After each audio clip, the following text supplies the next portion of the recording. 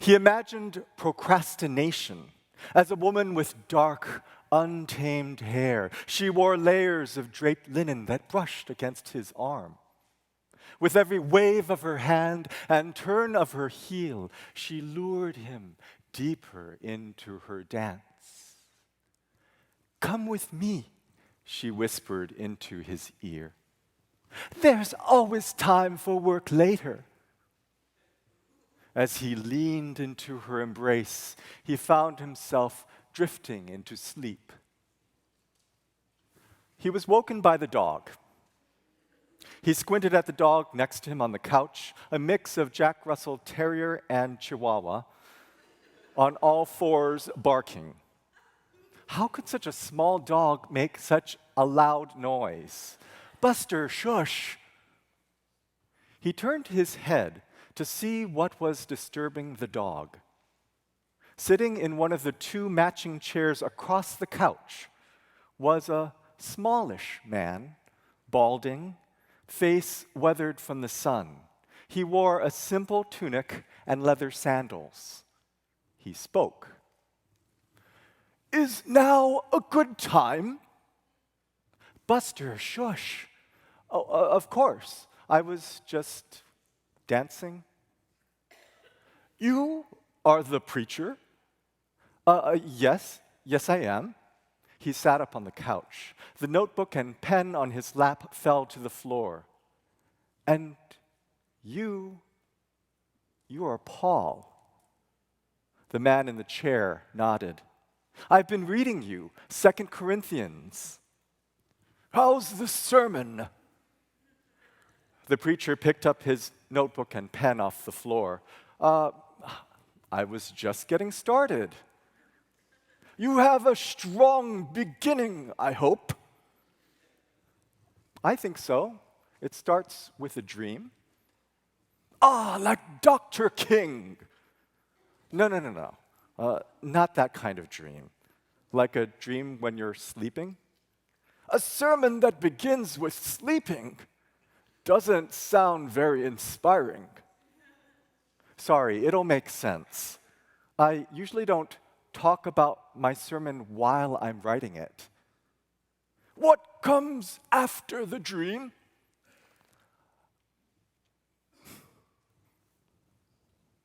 "I don't know." "You don't know?" "Well, it's Father's Day, and I do know I have to talk about Charleston."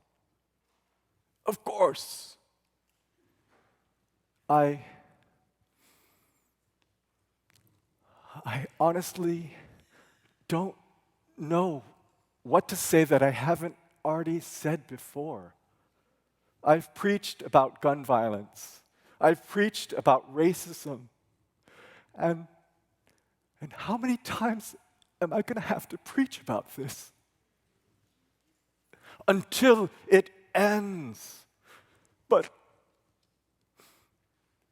it's never going to end, is it? There will be an end. You know that. I know it here, but not here. Well, when I didn't know what to write, I'd go back to Scripture. I'd rewrite the passage, word for word. It helped me understand. Okay. Just tell the story. But how? Don't worry about how, just tell the story. Paul stood up from his chair. Oh, and don't believe what she tells you. There's not always time for work later. The preacher rubbed his eyes. Paul was gone. The preacher got up from the couch and moved to the chair where Paul had sat. He opened his Bible and his notebook and began to rewrite the passage word for word. As we work together with him, we urge you also not to accept the grace of God in vain. a strong beginning. He came to the words, "See, now is the acceptable time. See, now is the day of salvation. We are putting no obstacle in anyone's way." Now is the time. Now is the day. We don't always have time for work later. Then he came to the hardships faced by Paul and the Corinthians. In afflictions, hardships, with each word, the preacher felt the weight of violence and of hatred and of death. Calamities, beatings, imprisonments, riots. He wanted to linger there. He wanted to linger in anger and grief and fear. He allowed himself to write the next words very slowly. Labors, sleepless nights, hunger. Did somebody say hunger? It was the woman again. I'm not hungry. Let's go to the kitchen, find ourselves something naughty to eat. Gelato? I need to work. Go away. Okay. The preacher looked at the dog asleep on the couch. Why don't you bark at her? He continued rewriting the passage. By purity, knowledge, patience. The preacher started to get annoyed. Why did Paul switch so quickly to these virtues? What happened to the hardships? Why can't I linger in the hardships? I'll linger with you. Didn't I just tell you to go away? I'm a bad listener. Besides, you can't linger with Paul. She handed the preacher his iPad. Go ahead, linger.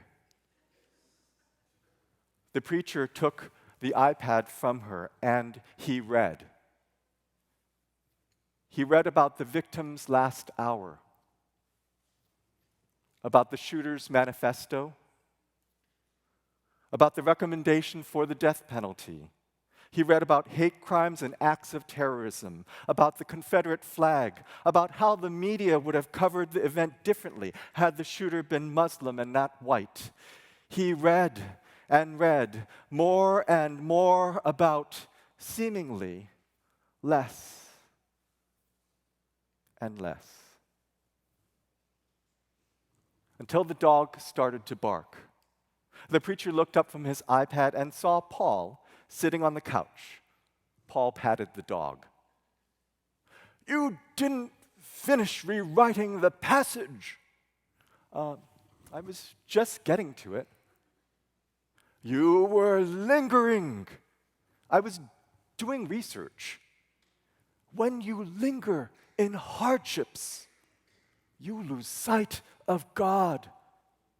That's why I followed immediately with the virtues to remind the Corinthians about God's goodness. But I want to linger. You don't want to linger. After you wrote the list of hardships, what did you do? I don't remember.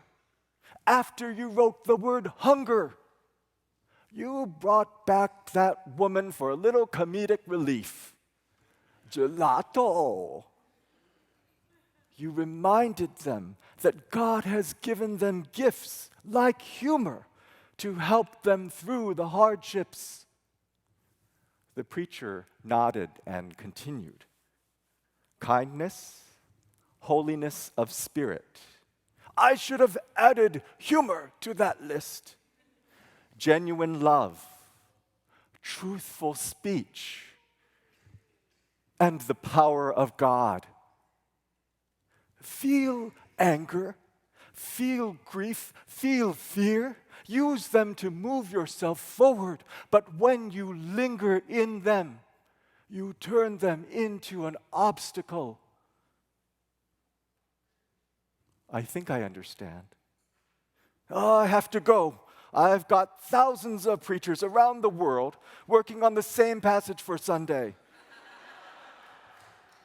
You look worn out. You should eat something. The preacher put down his Bible and notebook and walked to the kitchen. He made himself a sandwich: toasted English muffin, Dijon mustard, thinly sliced turkey, and a slice of provolone. He walked back to the living room with his plate. He was not hungry, but he finished the sandwich anyway. Now, ready for something sweet? Gelato? No thanks. And anyway, I finished the gelato yesterday. No problem. We can walk to the market. It'll only take a few minutes. I have to finish the sermon. Who are you? Some call me procrastination. Some call me writer's block. Some call me the obstacle. My name in Greek is proskope. I remember in the passage, we are putting no obstacle in anyone's way. That's me, but I prefer proskope. Are you the devil? Oh, no. I am only an idea that lives in your head. I only exist because you exist. That's why the dog doesn't bark at me. I am inside you. I am anything inside you that holds you back from telling the story, like lingering in hardships. We had fun lingering, didn't we? So, no gelato for you today. Oh, you're bad. I'm not all bad. I do provide a little comic relief. Yes, a little. And humor is a gift from God. Isn't that what Paul said? Proskope handed the preacher his Bible. You forgot to ask Paul about fatherhood. She pointed to the last verse of the passage. I speak as to children. See also 1 Corinthians chapter 4. Is this another distraction? Just tell the story. The preacher smiled. He opened his notebook and began to write the following words. Paul was a preacher whose mission was telling one story, the story of God's love for all. And in this story, God gives us the gift of love freely, not because of anything that we do, not because of anything that we don't do, but because God is. God is goodness. God is beauty. God is peace. God is life. God is love. Paul told this story again and again to urge people to accept this gift, this gracious gift from God for all. In telling the story of God's love, Paul doesn't allow obstacles to get in the way of telling the story. Sometimes obstacles come from outside. The Roman Empire told the Corinthians they were imposters, and Paul tells them they are true. The empire told them that they were unknown, and Paul tells them that they are well known. The empire told them that they were dying. And Paul says to them, "See, we are alive." Paul doesn't allow their hardships to become obstacles. Sometimes obstacles come from inside. We are paralyzed by anger, by grief, by fear. We are distracted by our very own selves.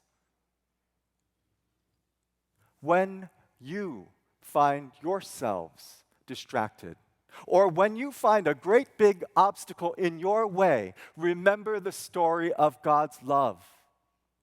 Remember Paul's words. See, now is the acceptable time. See, now is the day of salvation. We are putting no obstacle in anyone's way so that no fault may be found with our ministry. Now is the time, not later, now. Tell the story. Don't worry about how, just tell the story of God's love and keep telling it. You keep telling it, and you keep telling it, and I'll keep telling it until one day there is an end to violence. Until one day there is an end to racism. Until one day there is an end to hatred and fear and injustice and oppression.